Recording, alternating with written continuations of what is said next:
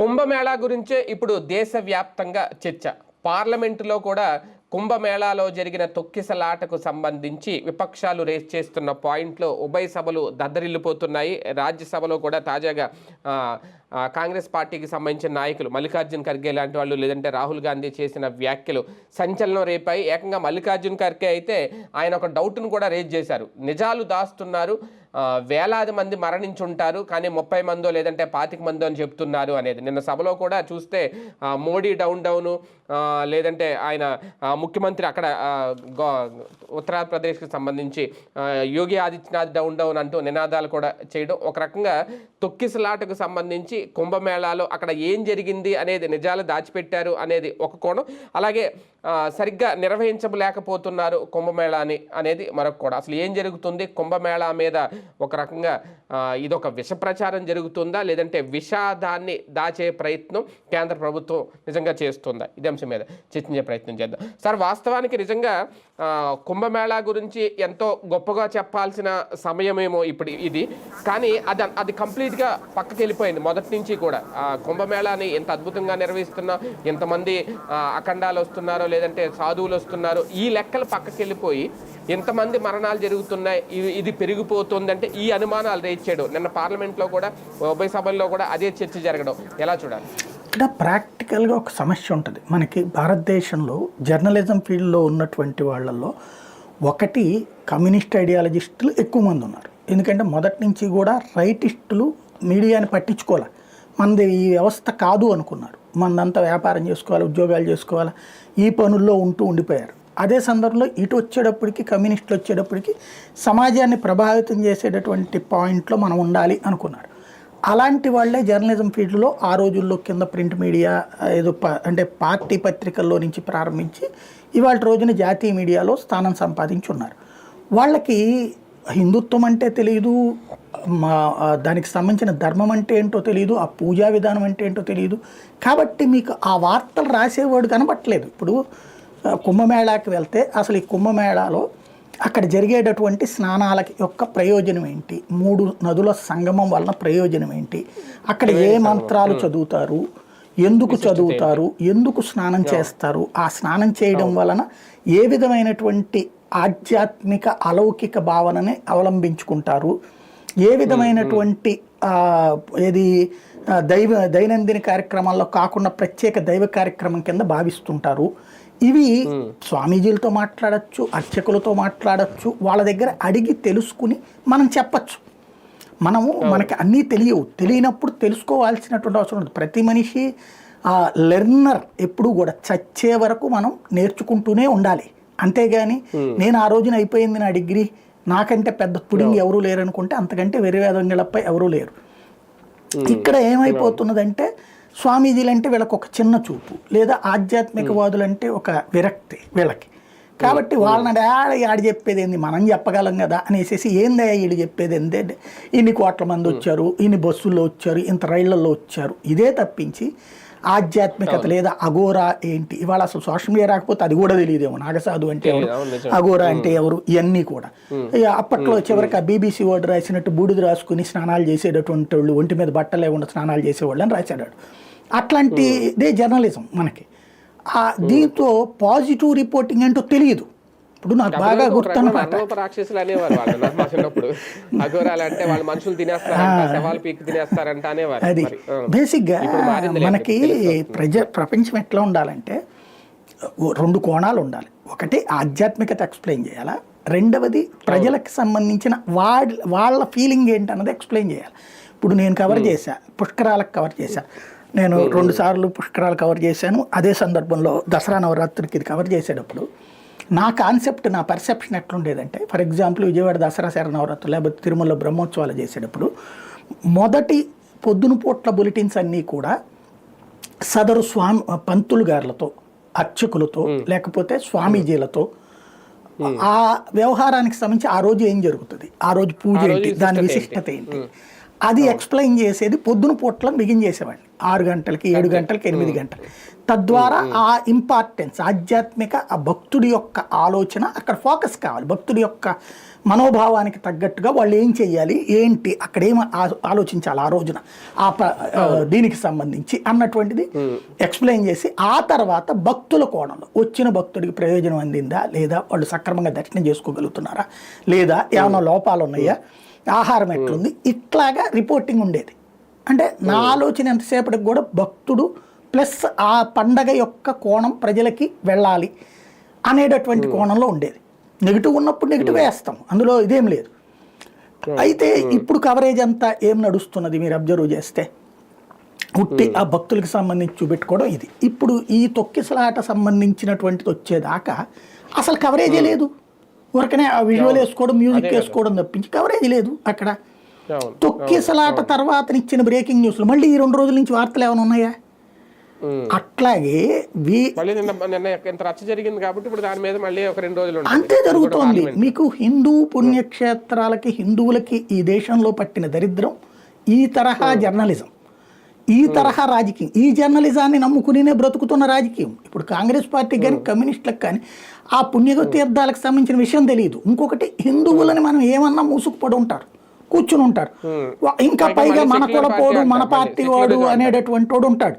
కాబట్టి మన కులపోడు మన పార్టీ వాడు అదే హిందూ మతంలో ఎదిరించి మాట్లాడతాడు, వ్యతిరేకిస్తాడు. ఇప్పుడు మక్కా దగ్గర తొక్కిసలాట జరిగిందండి.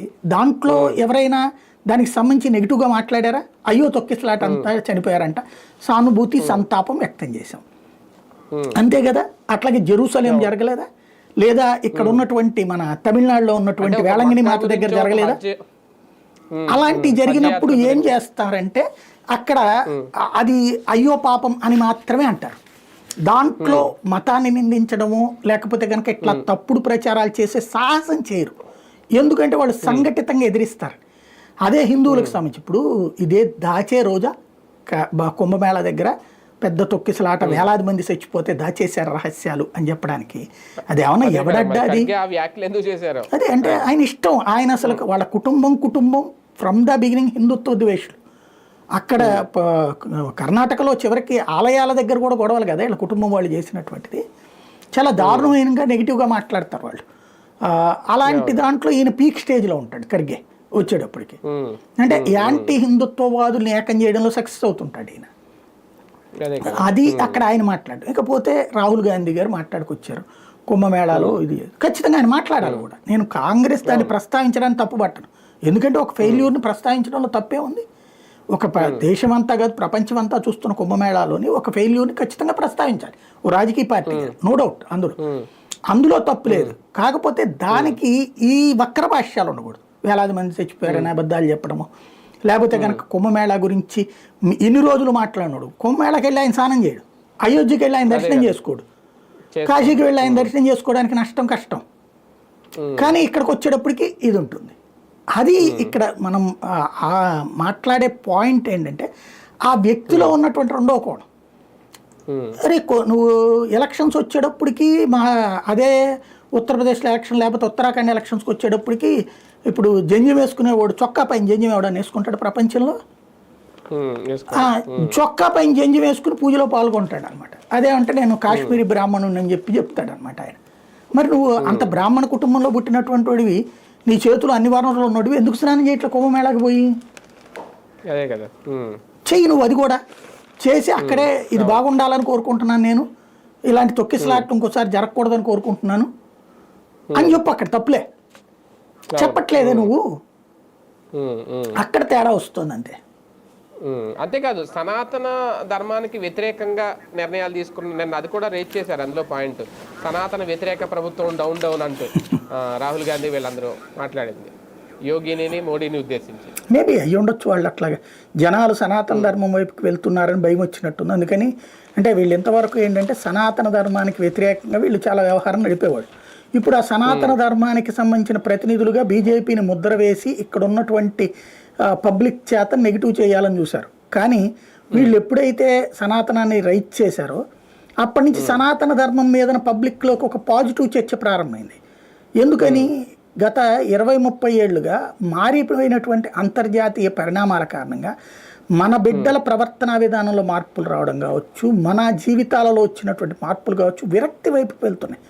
కష్టపడుతున్నాం, సంపాదించుకుంటున్నాం, ఆ రోజున ఉన్నటువంటి కుటుంబ బాధ్యతాయుత తత్వం ఉందా? ఇప్పుడు మన తాతలు, మన ముత్తాతలు, మన నాన్నల వరకు ఉన్నటువంటి విధానం మన దగ్గర పాటించలేకపోతున్నాం. ఇంట్లో పెద్దలని గౌరవించడం అనేది సనాతనం నేర్పింది, సంప్రదాయబద్ధంగా ఉండటం సనాతనం నేర్పింది, కుటుంబ వ్యవస్థ సనాతనం నేర్పింది. ఈ వ్యవస్థలను తీసేసి వ్యక్తి కుటుంబాలు వచ్చిన తర్వాతన ఇక్కడ ఏమైపోయింది, స్వేచ్ఛ ఎక్కువైపోయింది. ఆ స్వేచ్ఛలో నుంచి చివరికి తండ్రి చెప్పిన మాట వినాలి, తల్లి చెప్పిన మాట వినాలి అన్నది పక్కకు పోయి నేను సెల్ ఫోన్లో బ్లూ ఫిల్ములు చూస్తాను, లేకపోతే కనుక గంజాయి తాగుతాను, డ్రగ్స్ తాగుతాను, అదేది పబ్బులకు వెళ్తాను, నువ్వెవడివి, నువ్వు తండ్రి అయితే ఏంటి నీ బాధ్యత అని అడిగేటటువంటి స్టేజీలకి బిడ్డలు వస్తున్నది చూశాక, అరే మనం ఏ ధర్మాన్ని అయితే వదిలేసామో, స్వేచ్ఛ పేరుతో మన బిడ్డలకి ఇచ్చామో అది నాశనం చేస్తోంది మన వ్యవస్థనే అన్నటువంటి ఆందోళన, ఆవేదన పెరిగినటువంటి దశలో సనాతనమే ముఖ్యం అన్నటువంటి ఆలోచన ప్రజల్లో పెరుగుతుండేటప్పటికీ ఇవాళ జ్ఞానోదయం కాంగ్రెస్కు కూడా అయింది. అందుకని సనాతనం పాటించినటువంటి యోగి ఆదిత్యనాథ్ లేకపోతే నరేంద్ర మోడీ నశించాలి, రాహుల్ గాంధీ గారు లాంటి వాళ్ళు సనాతనాన్ని గురించి మాట్లాడుతున్నారు కాబట్టి విజయం సాధించాలని కోరుకుంటున్నారు. తద్వారా తామే సనాతనవాదులు అని చెప్పుకున్నారు. ఆ ముఖ్యల్ని మైనార్టీల దగ్గర కూడా చెప్తే బాగుంటుంది. కానీ ఒకటి సార్, ఇందులో ఓకే ఆ 1000 మంది మరణించారా ఇదన్నీ ఓకే, అది ఆరోపణలు అందరికీ తెలుసు, దాన్ని పక్కన పెట్టేస్తే 30 మంది అనేది అఫీషియల్గా వెళ్ళిచ్చిన నెంబరు. భద్రతా వైఫల్యం లేదంటే ప్రభుత్వ వైఫల్యం, యోగి సర్కార్ వైఫల్యం ఎంతవరకు చూడొచ్చు?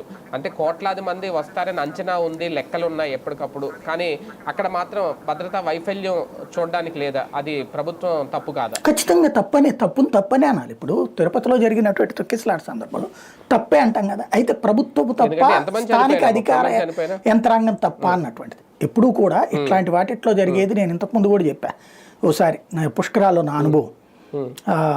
ఎక్కడైతే ఘాట్ దగ్గర తలుపు తీశారు, దెబ్బకు ఒక్కసారి అక్కడ తొక్కిసలాట జరిగింది. ఇక్కడ ఏమవుతుందంటే అంతా నడిచిపోతున్నంతసేపు నాదే అనుకుంటారు, ఎక్కడో చిన్న పొరపాటు చేస్తారు, ఆ చిన్న పొరపాటే తొక్కిసలాటలకు కారణమవుతుంది.